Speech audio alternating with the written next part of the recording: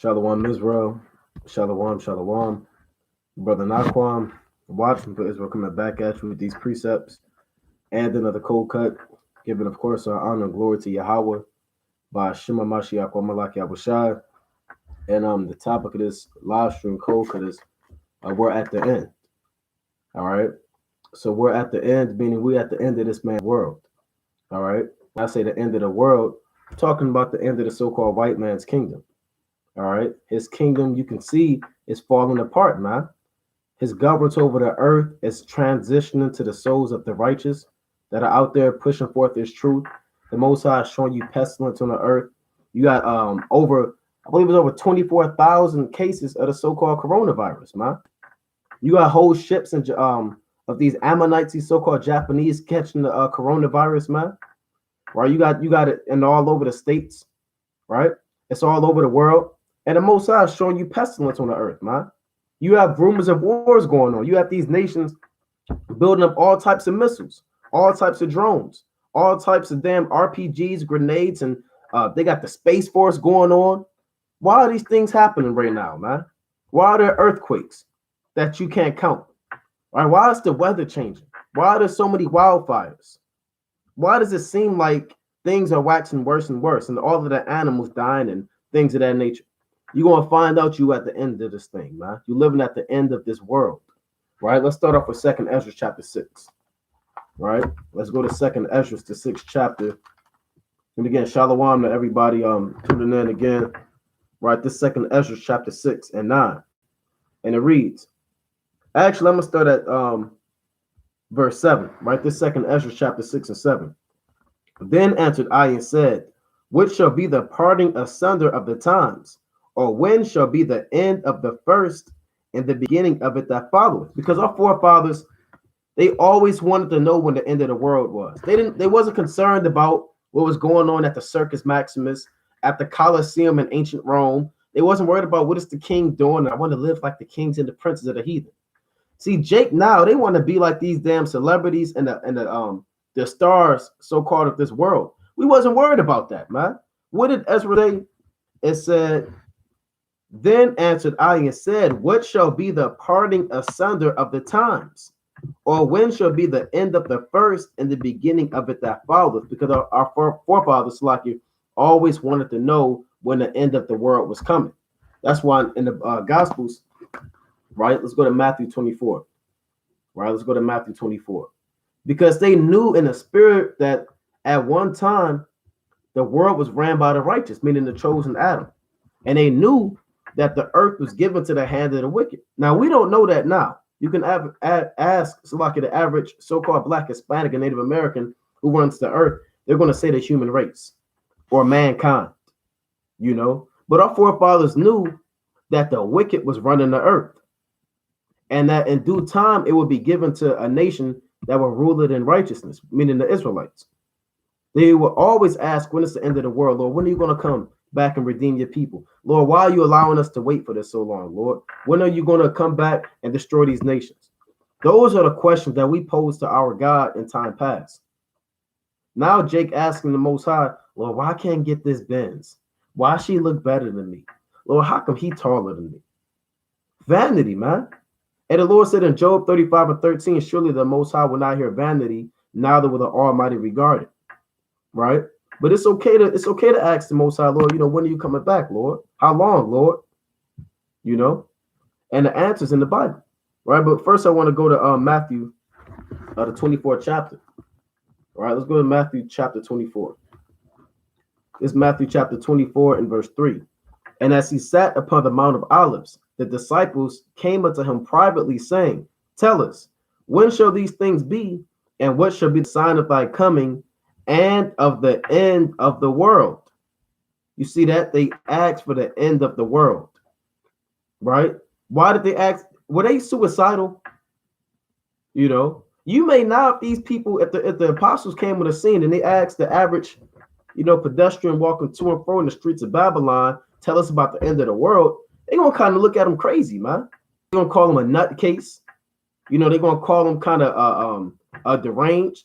They'll say, get a life. But that's a normal question to ask. When is the end of the world?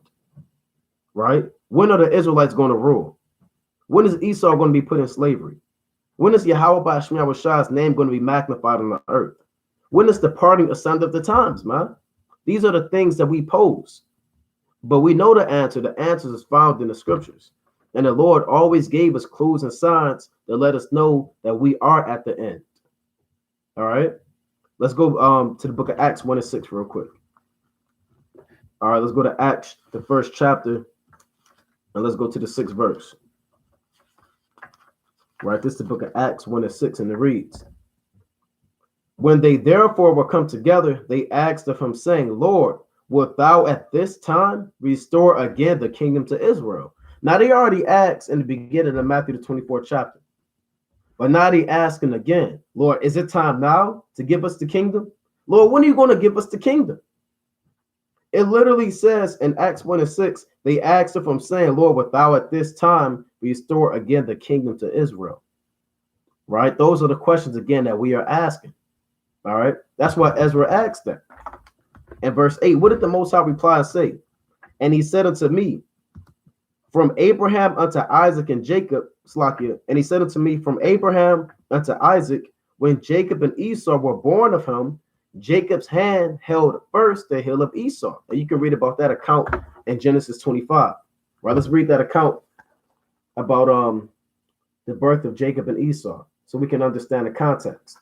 Because you can't break that down unless you know what happened in the book of Genesis. All right, so let's go to Genesis chapter 25 and 21. We'll start at 21. And Isaac entreated the Lord for his wife because she was barren. And the Lord was entreated of him, and Rebekah, his wife, conceived. So, that, Abraham, Isaac went to pray to the Most High and said, Heavenly Father, can you open up my wife's womb that she could bring forth children? And the Lord heard his prayer, and he opened up her womb, right? Verse 22. And the children struggled together within her. And she said, if it be so, why am I thus? She went to inquire of the Lord. So what does it mean? And when the children struggle together within her, meaning it's not just one child. You're going to find out that these are twins. This is Esau, the progenitor of the Edomites, which is the biblical name of the so-called white man. And this is Jacob, whose name and process of time was changed to Israel, which is the progenitor of the so-called blacks, Hispanics, and Native Americans of Negro and Indian descent. These are the two nations in her womb. Rebecca said, this is such a blessing from God. Why am I having all of these pains? Why are they fighting? Why are they kicking all against my stomach and my uterus? What's going on? I thought this was a blessing from God. If it be so, why am I thus? And she went to inquire of the Lord.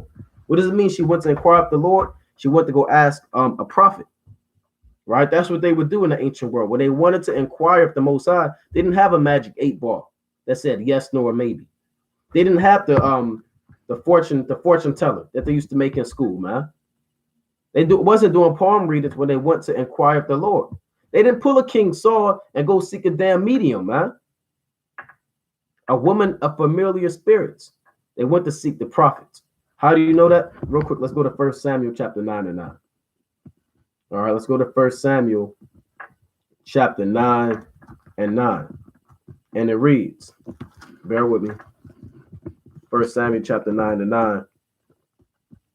Before a time in Israel, when a man went to inquire of the Most High, thus he spake, come and let us go to the seer.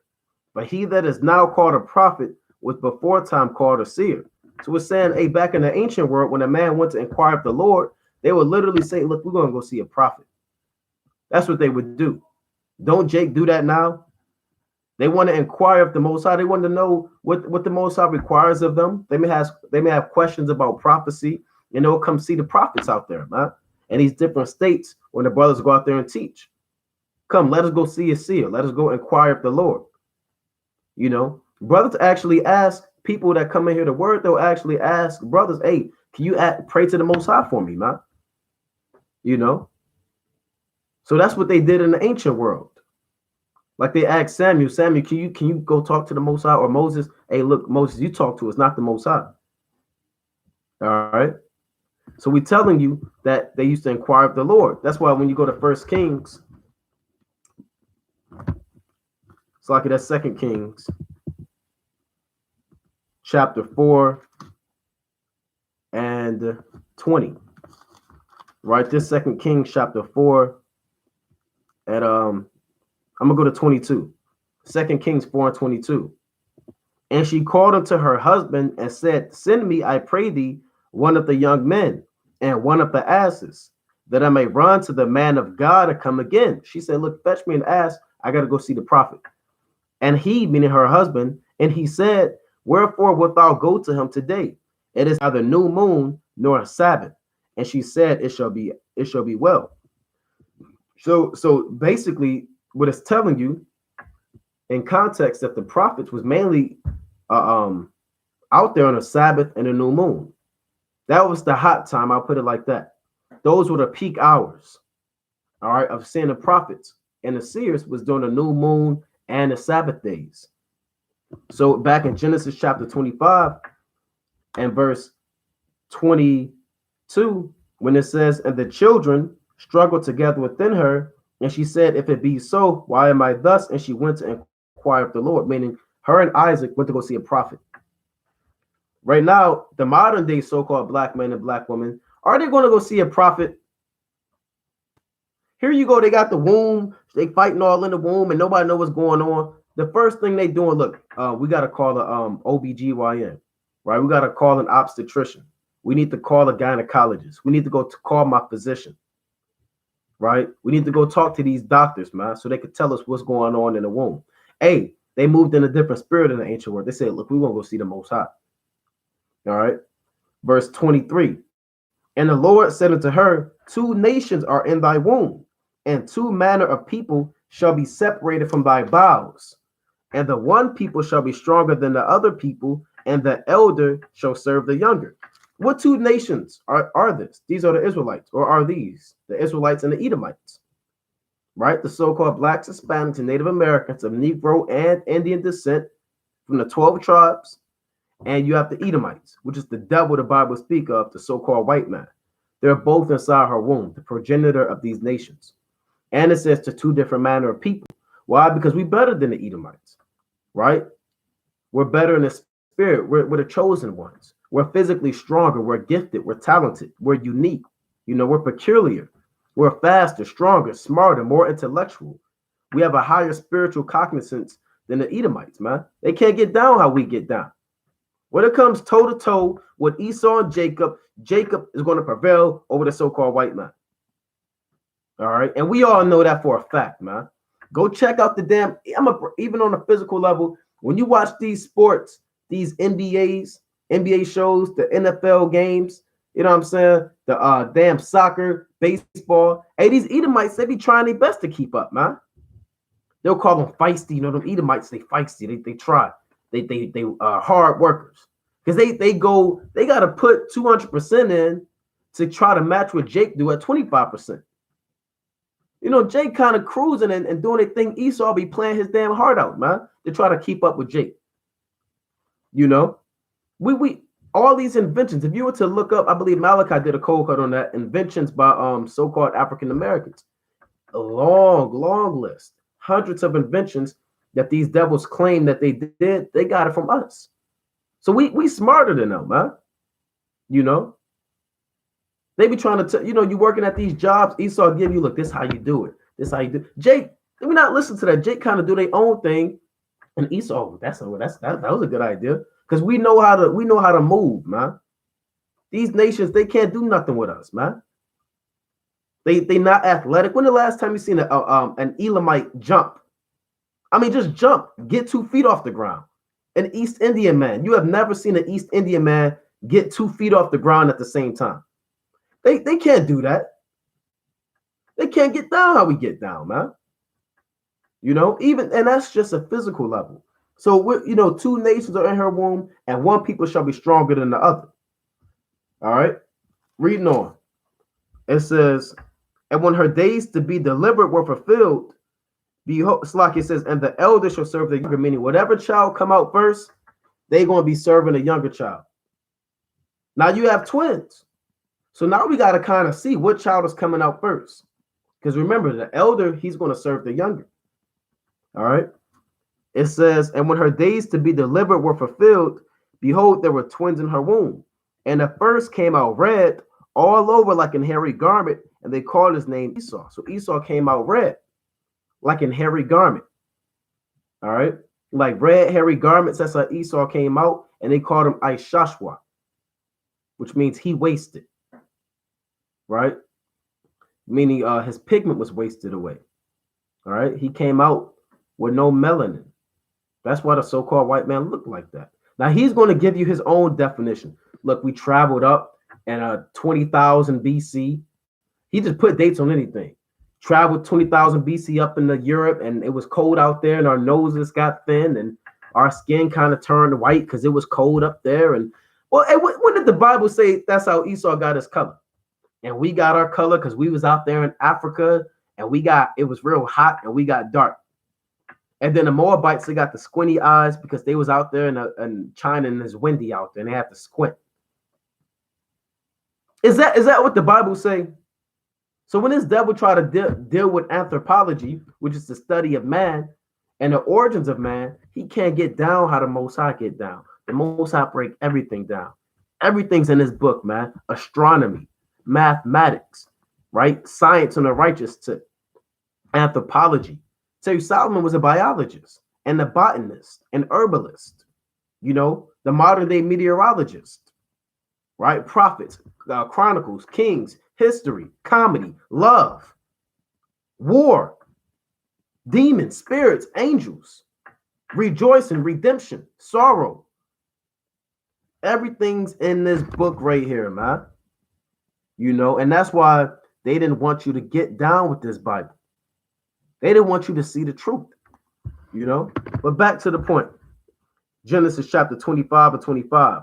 And the first came out red all over like an hairy garment, and they called his name Esau, right?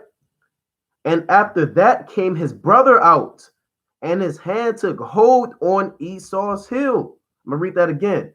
And his hand took hold on Esau's heel. And his name was called Jacob. And Isaac was 80 years old when she bare them. So why did his hand take hold on Esau's heel? Well, it's going to tell you when we go back to that. Remember, they were fighting in the womb. Esau was getting beat down by Jacob, man. I mean, he was getting a total beat down. I'll just use those words, man. By Jacob. Jacob was putting the hands on him. And Esau can't go toe-to-toe, man. Look at Esau and Jacob get in the boxing ring and see who's going to win. I mean, Esau gets demolished and pummeled by Israel anytime, man. MMA, UFC, that's how Jacob was getting on Esau. Probably had him in a rear naked chokehold. Then Esau, he hurried up and got out, man. And Jacob kind of held his heel and said, where you going? Yeah, you came out first. Yeah, you on the earth first, but I'm pulling you down. Let's read about that. Right? Let's go to 2nd Esdras. This is why we know we at the end, because the Lord is breaking it down to Ezra. Right? 2nd Esdras chapter 6 and verse 8. And it reads, and he said unto me, from Abraham unto Isaac, when Jacob and Esau were born of him, Jacob's hand held first the heel of Esau. Right? It tells you what that means. For Esau is the end of the world, and Jacob is the beginning of it that followeth. The hand of man is betwixt the heel and the hand. Other question, Esdras, ask thou not. So it's telling you Esau's the end of the world. Now, when it says world, that doesn't necessarily mean the planet Earth. A lot of people, when they talk about the end of the world, they think that the Earth is going to be destroyed. Like there's a red button that the evil scientist has, like they show in the cartoons, and he pressed the button and the Earth explodes. Is that what the Most High is talking about the end of the world?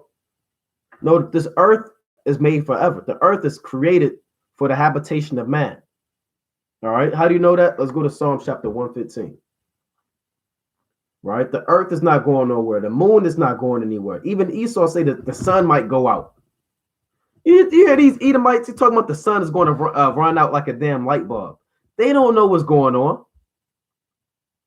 You want me to believe that the sun is going to just run out of light? It's going to get real big and just go out. They don't know what's going on. They say the Earth is going to explode. you know. But that's Esau, man. You go ahead and keep trusting the so-called white man if you want to. All right. But let's read this real quick. This Psalm chapter 115 and verse 16. Right? Psalm chapter 115 and verse 16. Even the heavens are Yahweh's, but the earth hath he given to the children of men. So the Most High gave the earth to man. So why would the Most High destroy the earth when it was given unto man to rule over? Didn't the Lord say that in Genesis, the first chapter? Let's bring that up real quick. Right? Genesis, the first chapter. Right? Let's go to Genesis chapter 1 and verse 26. Actually, I'm going to go to verse 28. And God blessed them, and God said unto them, be fruitful and multiply and replenish the earth, meaning put more people on the earth. And subdue it, meaning conquer the earth, rule over it, have dominion over it, and have dominion over the fish of the sea, and over the fowl of the air, and over every living thing that moveth upon the earth. So that's why man was put on the earth initially still to this day to rule over it, but in righteousness. So that's what it means when it says Esau's the end of the world. It's not talking about the complete destruction of the planet Earth. And the Lord said in Ecclesiastes, the earth abideth forever. All right, let's go to Ecclesiastes, the first chapter, and I believe that's the third verse. It's like I want the fourth verse. One generation passeth away, and another generation cometh, but the earth abideth forever. So that's the cut. The earth abides forever, meaning it lives forever. The earth is living, right? The waters, they live. Trees, they live. Plants, you understand? It all lives. Everything abides forever. And I tell you in Sirach, quick cuts on that, right? Sirach chapter 16, I believe I want 27. Sirach chapter 16 and 27. All right, I'll start at 26. The works of the Lord are done in judgment from the beginning, and from the time he made them, he disposed the parts thereof. He garnished his works forever, like the earth, right? He garnished his works forever, and in his hand are the chief of them unto all generations. They neither labor nor are weary, nor cease from their works, right? And I believe there's another precept that says, I know whatsoever the Most High doeth, it shall be forever. All right. So the earth abides forever. So why is it telling you that Esau is the end of the world? Now, the definition of world, it also means an age, an eon, a time of rulership. Right? Esau's time to rule the earth is at the end. That's why Jacob's hand took his heel to show Salakia that Esau would be taken out of the power seat. Let me read that again in 2nd Ezra, the 6th chapter. And that's what, again, why you see these earthquakes, the pestilence, right? These Edomites, you got Nancy Pelosi ripping up Donald Trump. You got Esau and Esau action. And the Lord said, a nation divided against itself, or kingdom divided against itself, shall not stand. All right? So 2nd Ezra, the 6th chapter. Let's go back to that. 2nd Ezra 6 and 9. For Esau is the end of the world, and Jacob is the beginning of it that followeth. Meaning we're going to rule immediately after the so-called white man. A lot of these men that study politics, they study geopolitics and currency and money and finances. A lot of people think the Moabites are the next big thing on the earth, man. You know, all throughout the news, you see about the, when I say Moabites, if you didn't know, I'm talking about the Chinese man, the so-called Chinese man. They say that the Chinese man, he's the next man in charge. They say he's taken over global currency, over global economics. You know, they're the next powerhouse on the earth. And all eyes are headed towards pointing at the Moabites to rule. But wouldn't the Most High say Esau's the end of the world and Moab is the beginning of it that followeth, and then Jacob, you're going to come in after Moab? Well, that's not in there. Last time I checked, I done read the Bible plenty of times, man. And I didn't see that. It was not in there. Right? Jacob, we got next. That's why as Esau's kingdom is crumbling and falling, ours is being risen up because we are the kingdom. Remember, the kingdom is not necessarily a physical building. We are the kingdom, and we're being built up right now. Hey, the Lord called us the kingdom. In Luke chapter 17. Right, let's bring that out in Luke 17. I'm going to start at 20. right? Luke chapter 17 and verse 20. And when he was demanded of the Pharisees when the kingdom of the Most High should come, he answered them and said, the kingdom of the Most High cometh not with observation. Man, you can't just sit there and hold your hands and twiddle your thumbs and expect the kingdom to just fall out the sky with your house on it, with your name on it, and you just open the door and go in your house and say, I'm in the kingdom. Hey, it don't work like that, brother. If anybody thought it worked like that, you were misinformed. I'm not sure who told you that. It's like it. So the kingdom don't come with observation, right? Luke chapter 17 and verse 21. Neither shall they say, lo here or lo there, for behold, the kingdom of the Most High is within you. So it starts within. It starts with you. What are you going to do to build up the kingdom? What do you have deep down inside of you that's going to get your nation built up? Are you going to go out and raise up your household in order? Are you going to get your children in order? Are you going to get your wife in order? What about your nation? Are you going to hit the highways and byways and do the work of the Most High? Are you going to get into this word? Are you going to read and study? Right? Are you going to break down these precepts to your fellow members of your nation? Are you going to go out there and put on your spiritual hard hat, your spiritual utility belt, your spiritual steel toes, and go out there and start building and teaching and waking up the nation, man?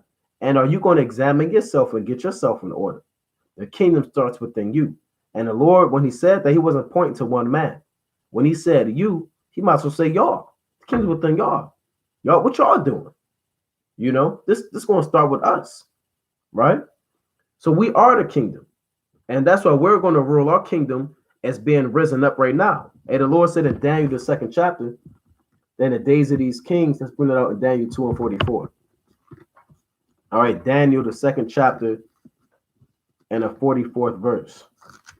All right, I got to start bringing this one out more often. All right, Daniel chapter 2 and verse 44.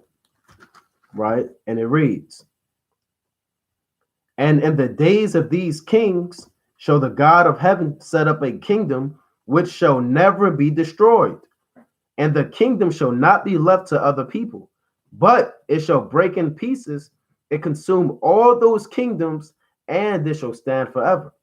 Well, what kingdom is that? Is the Lord talking about the Moabites right there? So what if they got over 1 billion people, man? We got billions. The Lord said in Genesis 26 and 40 that Rebekah would be the mother of thousands of millions, meaning billions of people. We have a stronger military because the Most High fight the battle. We have a stronger currency, which is the spiritual knowledge, wisdom, and understanding. So when it comes to Moab and it comes to Jacob, and we prevail over everything. And they eat bats and all types of ungodly foods, man. So you think they're going to be ruling when they shutting their damn cities down and they got a damn quarantine and they fainting and passing out? They don't even know what to eat and what not to eat. How do you expect somebody to rule? He can't even rule his diet. He can't rule his mind. So if you're looking for the Moabites to come in power, well, brother, look, I don't know what to tell you. You know? But if you're looking for Israel to come in power, hey, go, it's time to seek the Most High. Right? Let's read that again. Daniel chapter 2 and 44. And in the days of these kings, now these kings that it's talking about represent the 10 toes, represent the European Union and their allegiance with America, right? It represents these European nations in their power seat right now that are running things through NATO and the European Union, right? And you have them falling apart right now. You have the United Kingdom leaving. You have these other nations, they mad at America. So in the days of these kings, right? What is it? February? Was it February 6th or 7th? Whatever it is, man. Right? It's February something. 6, 2020. Right? 2/6/2020. In the days of these kings shall the Most High set up a kingdom.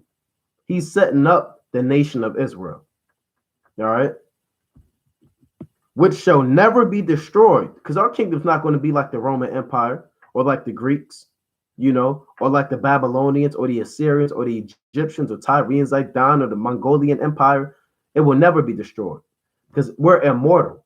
We believed in Yahweh Shai. Now we're immortal. We have touched the threshold of immortality through everlasting life only because we believe. How can we be destroyed if we believe in the Lord? But they don't understand it, right? It says, and the kingdom shall not be left to other people, meaning No other nation is going to get a partaker of the inheritance of the saints. It says, but it shall break in pieces and consume all these kingdoms, and it shall stand forever.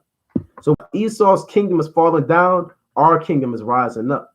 That's how we know we're living at the end of the world. And the Lord gave you other prophecies and signs to show you that. Right? Let's go to 2nd Ezra, chapter 5. Right? Let's go back one chapter. In 2nd Ezra 5, 2nd Ezra 9, Mark chapter 13, Matthew 24, Luke's 21, and other chapters. So, but those ones are named are pivotal chapters that give you signs and of the times to let you know what time you're living in. All right, that's your spiritual clock right there. All right, but I'm gonna go to 2nd Ezra 5 and show you that look, we living in the end of the world based off of the signs that the Most High left or told that will happen. These tokens, right? Bear with me. Right, this 2nd Ezra 5:1. Nevertheless, as concerning the tokens, behold, the day shall come that they which dwell upon earth shall be taken in a great number, and the land of truth shall, like in the way of truth, shall be hidden, and the land shall be barren of faith. So these days are really now, but they're going to be magnified. These curses and these prophecies and signs are going to be more enhanced as time progresses. Now the Lord said, the day shall come that they which dwell upon earth shall be taken in great number. Now that's talking about a lot of death on the earth. It don't mean taking a Disney World in a great number. It means put to death, right? And even starting with this damn corona, man, it's what, over almost 1,000 deaths, you know? You got people getting shot up. You got millions of people dying in these wildfires. You're going to have a lot more death, man. Once these wars kick off, it's going to go from here. And you may hear something, or the world may hear something and say, well, look, hey, 20 people died, in a wildfire. Or 10 people got shot up in a massive shooting. And you may say, well, that's a lot. But it's going to get to a point where those numbers are going to, be kind of magnified, man. So instead of saying 10 people got, killed, it may be about 10,000 at one time, or 1,000. 1,200 people died in a wildfire. When World War III kicked off, bomb killed 20,000, 25,000 men. That's how it's going to be. They're going to be taken in great number. And the Lord said in 2nd Ezra 16, right? Let's go to 2nd Ezra chapter 16 and 22. Right? 2nd Ezra 16 and 22. And it reads, for many of them that dwell upon earth shall perish of famine, and the other that escape the hunger shall the sword destroy. And the dead shall be cast out as dung, and there shall be no man to comfort them, for the earth shall be wasted, and the city shall be cast down. There shall be no man left to till the earth and to sow it. Now, does that literally mean it's going to be no man left? No, it means that there's going to be few people left on the earth. Let's say here in Baltimore, or you live in Chicago, or you live in LA, or you live in London, wherever you live at. Let's say the population's 3 million. I'll just put that number out there. And it's going to get to the point where that number is going to be put down to 10,000. Imagine New York City. Hey, when you look up that city in China that's quarantined, ain't nobody's in that city anymore, man. The streets are desolate, man. It's like a ghost town. Now that city had millions of people, man, but now there's nobody left, and the Lord did that in a matter of weeks, right? What about New York, DC, LA, Paris, Rome, right? Beijing, these major cities, man, it's going to get to the point where it's about 20,000 people, right? Hey, the Lord said, I'm going to go back to that. I'm going to link this up with Isaiah, the 24th chapter. It says, therefore, the inhabitants of the earth are burnt and few men left, right? That's the spirit. Right, let's go to Isaiah chapter 24, and I'm going to read verse 6. Isaiah chapter 24 and 6. Therefore hath the curse devoured the earth, meaning the chariots, and death, and they that dwell therein are desolate. Therefore, the inhabitants of the earth are burned, and few men left. Right? The Lord said the people of the earth are going to be burnt up. Then we just read that in 2nd Ezra 16. Let's read that again. 2nd Ezra chapter 16 and 22. For many of them that dwell upon earth shall perish of famine, and the other that escape the hunger shall the sword destroy, meaning war, burning, right? By jets, fighter planes, missiles, guns, biological warfare. And people are going to get burned, and there's going to be few men left on the earth. That's what 2nd Ezra 15 is saying. 16. That's why it literally says in the 24th verse, there should be no man left to till the earth and to sow it. The trees shall give fruit, and who shall gather them? The grapes shall ripen, and who shall tread them? For all places shall be desolate of men. So our job is to let you know that all places are going to be desolate of men. And you're going to be walking across dead bodies. You know? You're going to be literally. You're not going to see nobody outside. It's going to look like a ghost town. Men, they're going to form their clans. They're going to form their little groups. And men are going to be rolling in packs. And man that was once comfortable is going to become uncomfortable. And man that was once civilized, he's going to become primitive in those days. Right? You're going to have man just eating raw materials out the earth, you know, grunting and howling, trying to have sex with anything, get their rocks off in those days, eating whatever they could find, digging up bodies, eating dead bodies out the cemetery, hunting people down, stealing weapons, breaking in houses. Man is going to become very primitive in that day, right? That's what it means in 2nd Ezra. All places shall be desolate of men, right? Verse 27, 2nd Ezra 16 and 27. So that one man shall desire to see another and to hear his voice. For of a city, there should be 10 left, right? Flock you. 10 left, and 2 of the field, which shall hide themselves in the thick groves and in the clefts of the rock. So the Lord just told you 10 men are going to be left, man. 10 people. Imagine that. We know that's a spiritual number, but 10 people left in your city, right? And men are it's going to get to the point where the only thing that's going to satisfy man in those days is just hearing the sound of another person. You're going to hear the wind going through the leaves. And you're going to be like, is that a human? Is that another person? And you're going to go hunt it down. Hopefully that's another person on the earth. And you're going to see a wind kind of shaking the bag, stuck in the branch. You're going to put your head down and look up and look for more food. So that's how bad it's going to be, man. Where man is going to seem like they're the only people on the earth. You know? And if you live in a damn goat in a rural area in the country already, look, you might be the only one out there. That's what 2nd Ezra 5 said, they that dwell upon the earth shall be taken in great number. To the point where the Lord said that you're going to want to hear somebody's voice. That's going to be the thing that gets you through the day. A good day now is, you get your paycheck, you get hired or whatever, you get a promotion at your job, you come in, you got to get a good home environment, and that's a good day. Everything go well. Somebody kind of paid your gas for you, to give you food. Those are the good days man has now. During that time, a good day is going to be finding a damn berry, on the ground, man. Jay gonna be fighting the damn bird to eat a worm. And a good day is going to be, look, I heard another person's voice today. So let's go back to 2nd Ezra chapter 5. These are the things that are coming in the end of the world, right?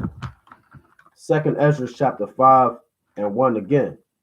Let's read that one more time, and it reads, nevertheless, as concerning the tokens, behold, the day shall come that they which dwell upon earth shall be taken in a great number, and the way of truth shall be hidden, and the land shall be barren of faith.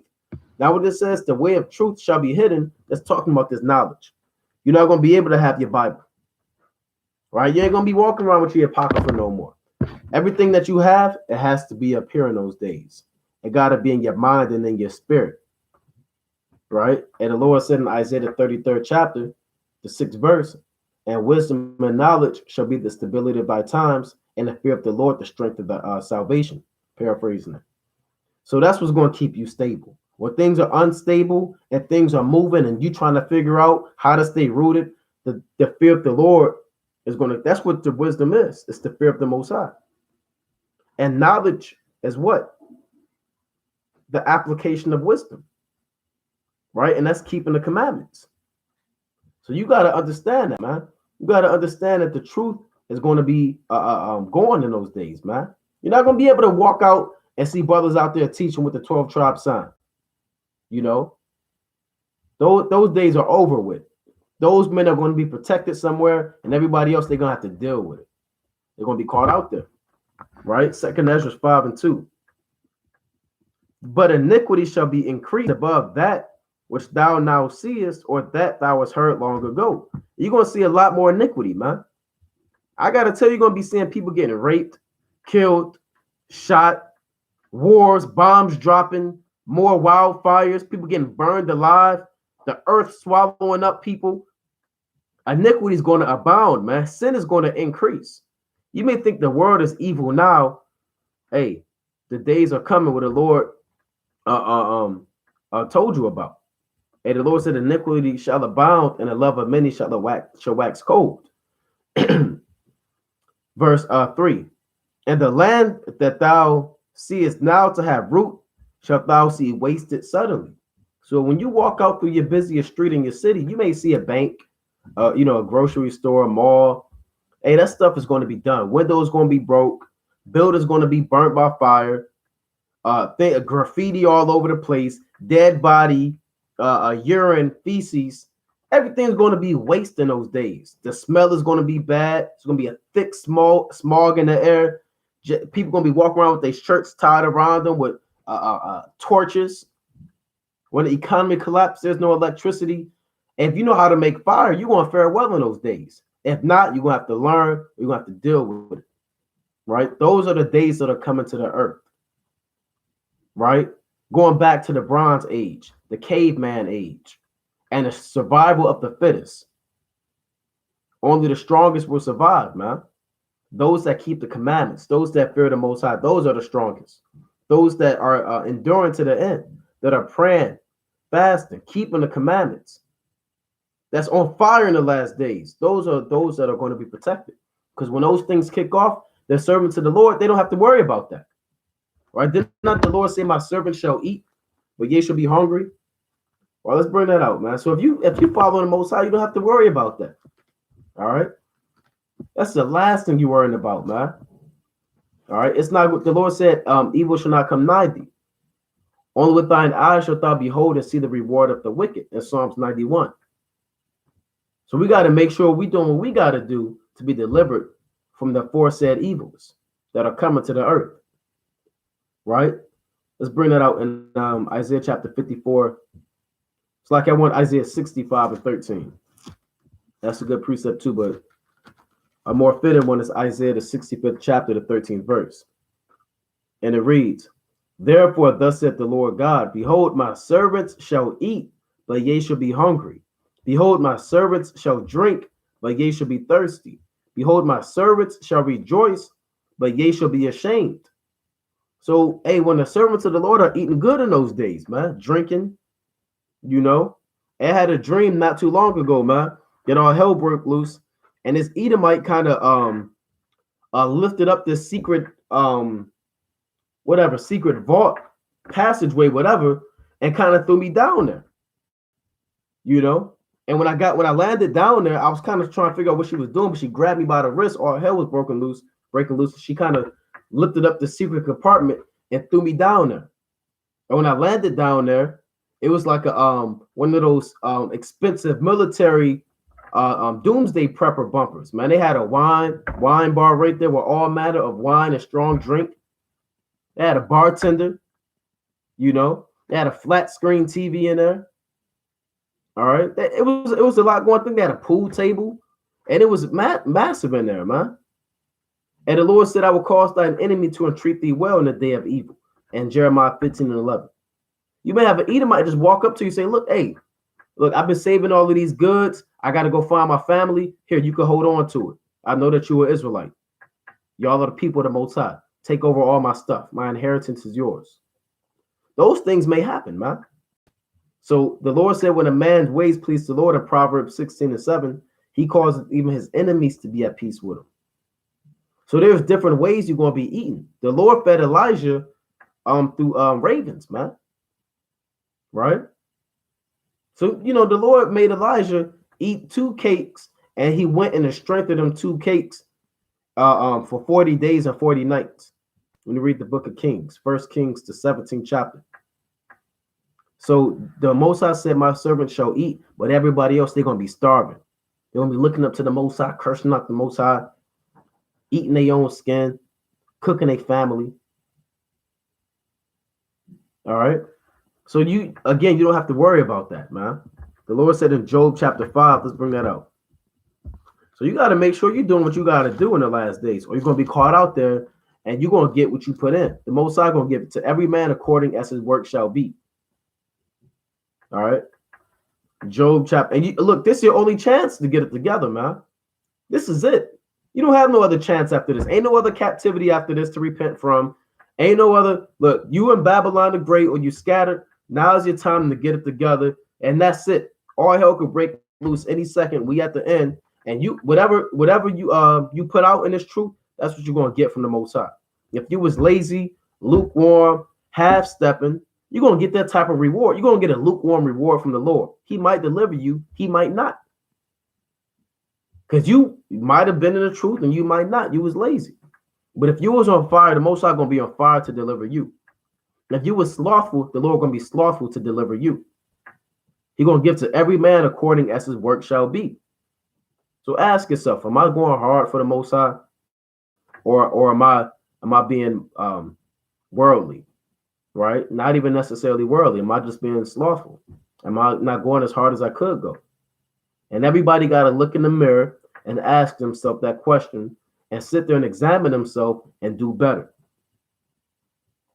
Right? Let's go to Job chapter 5. Job chapter 5 and verse 18. I'm going to start at 17. Job 5 and 17. Behold, happy is the man whom the Most High correcteth. Therefore, despise not thou the chastening of the Almighty. So don't despise when the Most High chasten you, when he bring you low, when you have to go through affliction, because the Lord will tell you in Hebrews 12th chapter, he only chastens those who he loves. So if you catch in hell or going through affliction, rejoice and glory in your tribulations, like I tell you in Romans. The Lord said in Acts 14 and 22 that we must do much tribulation and enter into the kingdom of the Most High. And the Lord said, it is good that we be afflicted, that we might learn the statutes. The Lord said in Romans, the 8th chapter, what shall we say then to these things? Right? Who shall lay charge to God's elect? Meaning nobody can separate us from this truth. So you should be happy when you're being corrected by the Lord, man. The Lord, parents only getting their children because they love them, man. Like if you know about sports, the coach, he only getting on you because he wants you to do better. Right? And he really getting on them star athletes. He get on the top athlete, man. And the top athlete, why coach always getting on me? He don't get on y'all. Well, the coach kind of sees something in you. He may not come out there and tell you that, but he sees something in you, and he know that you can reach your peak if you only try a little bit harder. So he'll make you run them extra suicides when the team leaves. He'll make you shoot the extra free throws, man. And have the team relying on you. Because the coach kind of sees something in you. And he's chastening you. And if you have wisdom, you would say, man, the coach getting on me. He kind of sees something in me. And that's what the Most High is doing when he chastens man. He want to see if you believe. He want to see that faith. He know that you got it, but he want to see it. Right? So again, Job chapter 5 and 17. Behold, happy is the man whom the Most High correcteth. Therefore despise not thou the chastening of the Almighty. For he maketh sore and bindeth up. He woundeth and his hands make whole.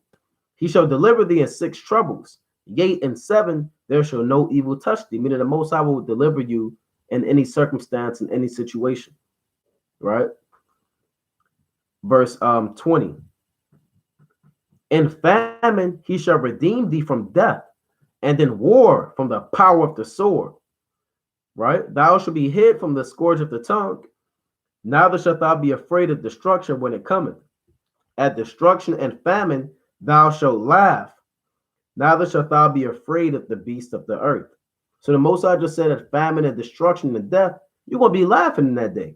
Can you imagine you busting out laughing, eating and drinking and being merry, and you look out your window and all hell break loose? It's dark, things on fire, and you just doing your thing in righteousness.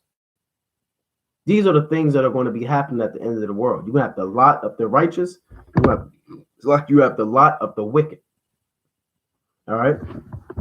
So let's go back to 2nd Ezra chapter 5 and verse 3. And the land that thou seest now to have root shalt thou see wasted suddenly. But if the Most High grant thee to live, that after the third trumpet, that the sun shall shine,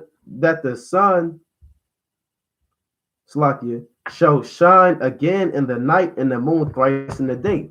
Now, the third trumpet you can read about in Revelation. I believe that's the 8th chapter. If the Most High allow you to survive World War III, when bombs are kicking off, when the powers of the heavens are shaking, when the heavens are starting to begin to be on fire, right? This Revelation chapter 8 and verse 10. And the third angel sounded, and there fell a great star from heaven, burning as it were a lamp, and it fell upon the third part of the rivers and upon the fountains of waters. Meaning, if you survive these missiles dropping, World War III kicking off, then the sun is going to shine, right? Deliverance is coming. You know, that's what it means. The sun shall shine again in the night, because it's going to be a time of darkness for man, a time of evil, but the sun is going to shine. Does that mean the actual sun? No, it's talking about wisdom, hope, deliverance, spiritual light, knowledge of the law. Those things are going to prevail if you are allowed to be delivered from those days. Because if you survive that, man, you at the very end, you at the peak. The Lord is literally around the corner when these bombs start kicking off. You know, that's what the Lord tell you that in Revelation. And you got brothers, you know, they'll go to this and break, you know, say Revelation 9, talking about World War I and all types of stuff. But they not, you know, you gotta go through the precepts, man. Here you have 2nd Ezra 5 talking about the end of the world, linking it up with the different trumpets. But now the 9th chapter in Revelation 9 is talking about World War I, and that's the 5th trumpet. So we got you can't wing the precepts, and you got to go through them and break it down. All right. So again, 2nd Ezra chapter 5 and 4. But if the Most High grant thee to live, that after the third trumpet, we read about the third trumpet. All right. That the sun shall shine again in the night, and the moon thrice in the day. Right. And that's complete light and wisdom. Right. Read about that in Isaiah 30 and 26. Right.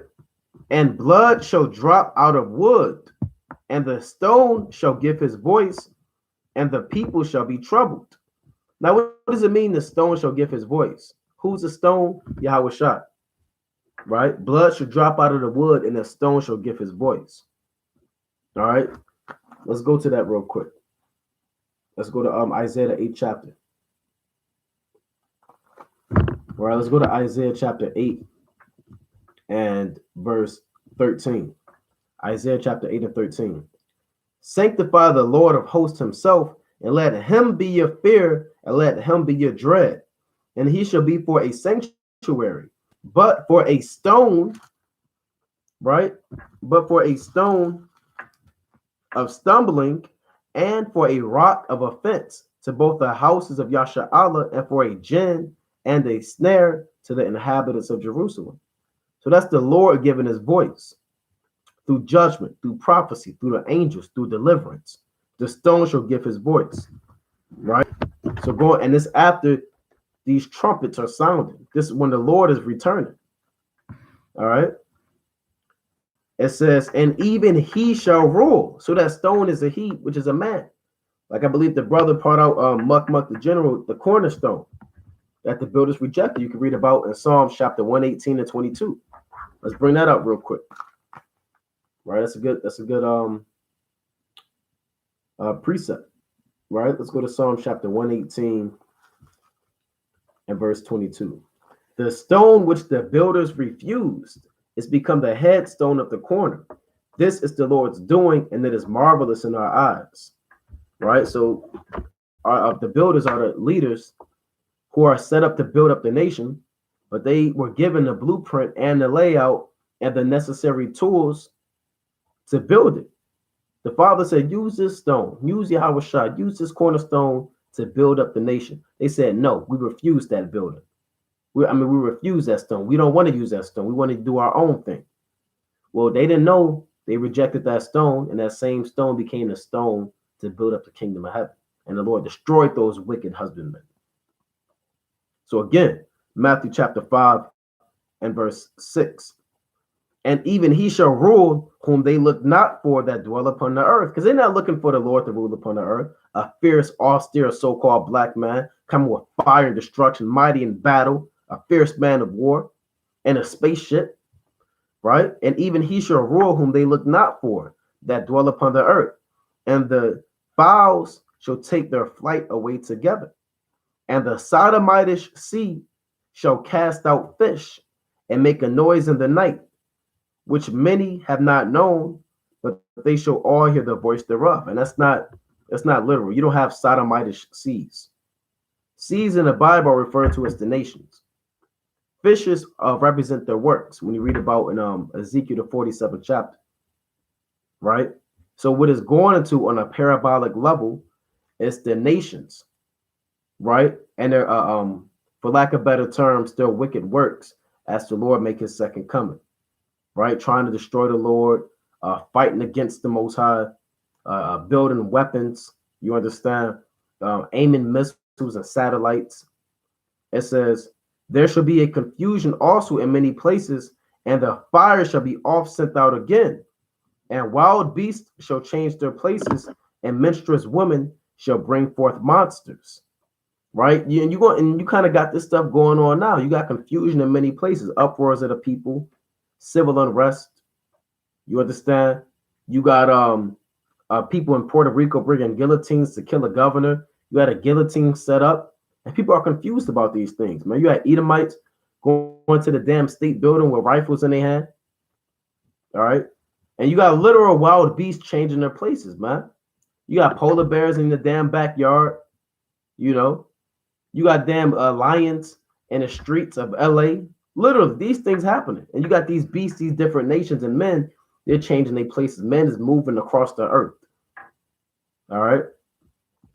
And menstruous women shall bring forth monsters. It's going into these people on the earth right now. This men now are monsters. It's not actual something from Scooby-Doo or something from damn Jeepers Creepers, man. It's not saying a woman's going to actually bring forth a monster, right? A monster is an evil man. And these are the men that are on the earth now, all right? And salt water shall be found in the sweet. And that's confusion within itself. All right.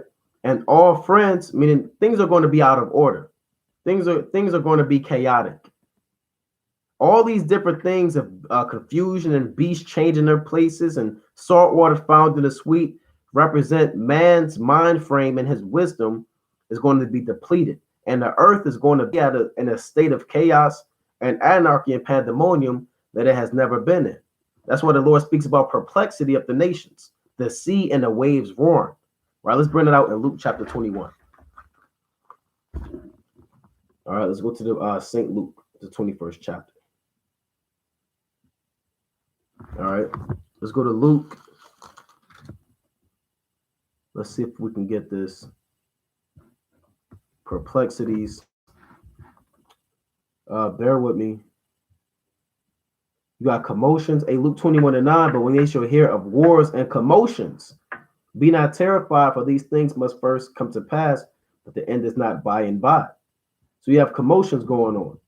All right, there's another one with perplexities. 25, Salakia, Luke 21:25, that's what I want. It says, And there shall be signs in the sun and in the moon and in the stars, and upon the earth distress of nations. That's what we're reading about in 2nd Ezra 5.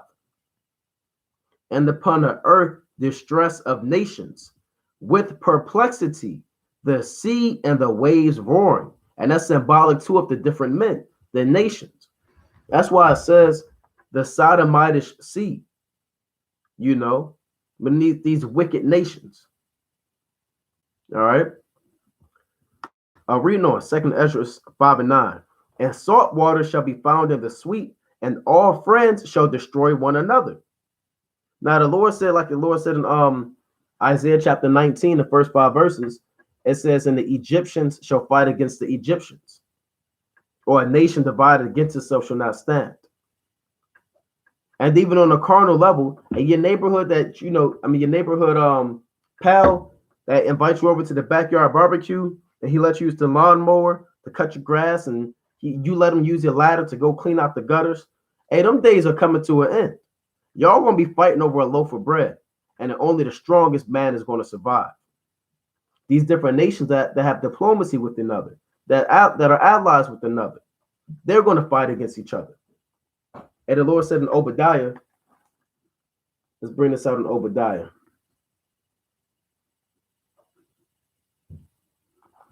All right, bring this out. Obadiah, the Lord said, they that eat thy bread have laid a wound under thee. So I can bear with me. This Obadiah verse. Let's see which one I want. Let's see what I want to start off. All right, this Obadiah verse 7. All the men of thy confederacy. If you have a confederacy, those are friends.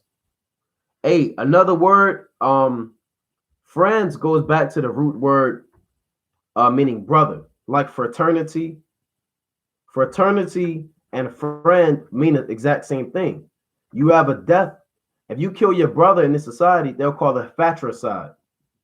Fratricide meaning you killed your brother, right? That's what the word friend means. It means brother. And a confederacy, it means with faith, with fidelity. Meaning you're going to be fight. Confederacy is a league of brothers that are faithful one to another. That's what that means. So when it says friends shall destroy one another, that's talking about men that are in a confederacy, that have diplomacy, that are allies. They're going to begin to fight against each other, right? Reading on. It says, all the men of thy confederacy have brought thee even to the border. The men that were at peace with thee have deceived thee and prevailed against thee. They that eat thy bread have laid a wound under thee. There is none understanding in him. So check that out. You have these nations fight against each other. These Edomites on Edomite action, man. All right. 2nd Ezra 5 and 9. And salt water shall be found in the sweet, and all friends shall destroy one another. Then shall wit hide itself, and understanding withdraw itself into his secret chamber. And you know what that's going into? Let's go to Matthew 24. Right? You have to go through the precepts. Right? We may touch on this chapter again, right? In due season. Right? This is Matthew chapter 24 and verse 29.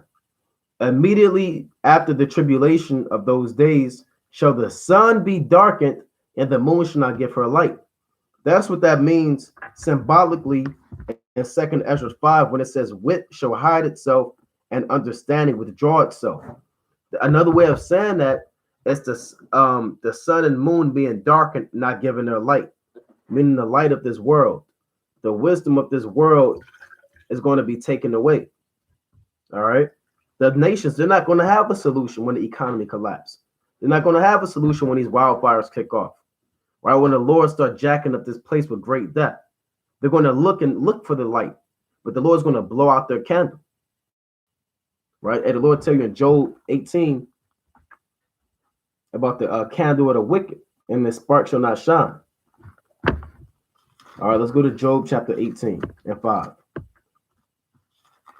And it reads, yea, the light of the wicked shall be put out, and the spark of his fire shall not shine. The light shall be dark in his tabernacle, and his candle shall be put out with him. Meaning his wisdom is going to be gone.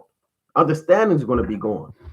Right? His light, right? Things that allow him to see in darkness, his science, his technology, right? His astronomy, his wizards, his demons that he calls upon. Those things are going to be diminished in that day. Right? That's why I tell you in Isaiah 19, they're going to seek to the charmers and to them that have familiar spirits. Right? And the Lord said, call them and see if they got an answer to stop what I'm bringing to the table. That's what 2nd Ezra 5 and 9, it says, then shall wit hide itself and understanding withdraw itself into a secret chamber and shall be sought of many and yet not be found. Then shall unrighteousness and incontinency be multiplied upon earth, right? Meaning evil, sin, bombs dropping, war, the killings of babies and children. One land also shall ask another and say, is righteousness that maketh the man righteous going through thee? And they shall say no. Because the righteous men, righteousness is going to be at an all-time low. Morals, ethics, and what you stand for. Right now, man, they'll hold a door for a person. You know, they won't eat a person. They'll say hi. You know what I'm saying? They'll kind of help you if you tripped and fell, man. They'll call that being a good citizen. They'll call it having some type of morals, being honest. You know, hey, all that stuff is going to go out the window. That's what that means when it says incontinency and unrighteousness shall be multiplied upon earth. Man, whatever man lives by, whatever ethics and background and upbringing and morals they were rooted in, they're going to kick that all out the window just to survive in those days, right? If you wasn't a thief, you're going to become a thief in that day. And I'm not talking about brothers and sisters in the truth. I'm talking about the people of the world. If you wasn't a liar, you're going to be a liar in those days, man. Right? So I'm telling you, or the Bible's telling you, what things are going to transpire at the end of the world. Right? Verse 12. At the same time shall men hope, but nothing obtain. They shall labor, but their way shall not prosper. To show thee such tokens I have leave. And if thou wilt pray again and weep, as now and fast 7 days, thou shalt hear yet greater things. You see that? Then I awake, and an extreme fearfulness went through all my body, and my mind was troubled so that it fainted. So when Ezra saw and heard those things, he fainted and passed out because he knew that was the end. And with that, Brother Naquam, watching for Israel coming back at you with these precepts and another cold cut, giving our honor and glory to Yahweh, by Shema Mashiach Wamalak Yahushai. You gotta repent, pray, fast, put on the whole armor of the Most High, keep the commandments, and pray that you are counted worthy to escape all the things that shall come to pass and stand before the Son of Man, as it is written in Luke 21:36. Kwam Yashala, Shalom.